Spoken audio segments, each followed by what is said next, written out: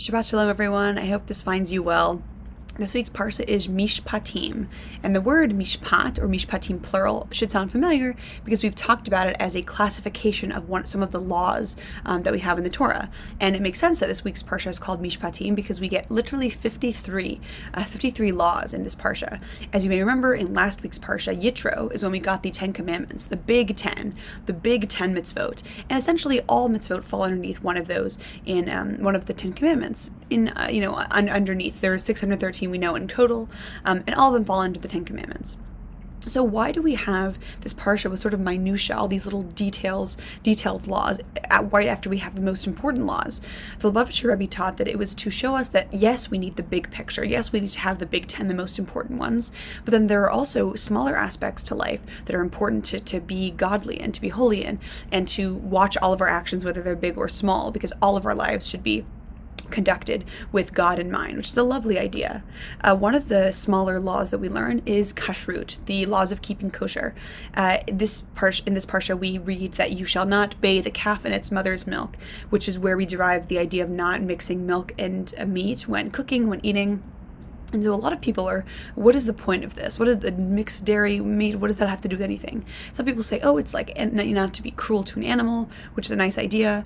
But what the Lubavitcher Rebbe taught is that it's more about teaching us the importance of the order of things. Because, as you may know, we can have dairy before meat, but we can't have dairy after meat. So the order of things, what does the order of things mean to us? So he gave an example of when you're disciplining someone, that when you are giving them sort of like the hard truth, the tough information, you should always lead with kindness. And here the kindness is represented by the dairy, by milk.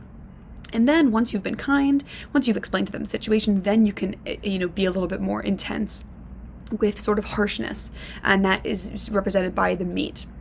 This can also be compared to some of the sfirot, the emanations that we can understand the divinity of God with. So the first one is chesed, which is kindness. Chesed is ever-flowing, it's thought as light.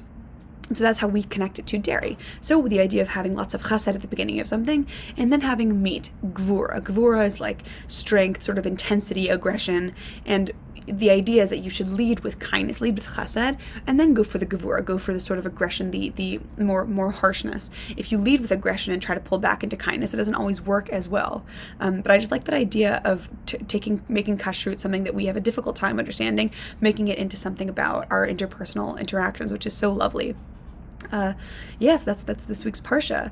Another thing to keep in mind is that we are all, the goal of our world is to make the earth a dir b'tachtonim, a place that God can dwell among us. And the only way that we can do that is by, yes, engaging in the 10 commandments and listening to them, but also the smaller things, and that can be a lot of different things. So I encourage you to think about the small things in life that you try to focus on, or maybe if you don't, try to work on doing that in your coming week. So if you guys want to have a little discussion about maybe smaller things that you've done, or sharing smaller things that other people have done, it's a lovely thing to think about. Shabbat Shalom. Thank you so much for listening, and I will see you all, God willing, next week.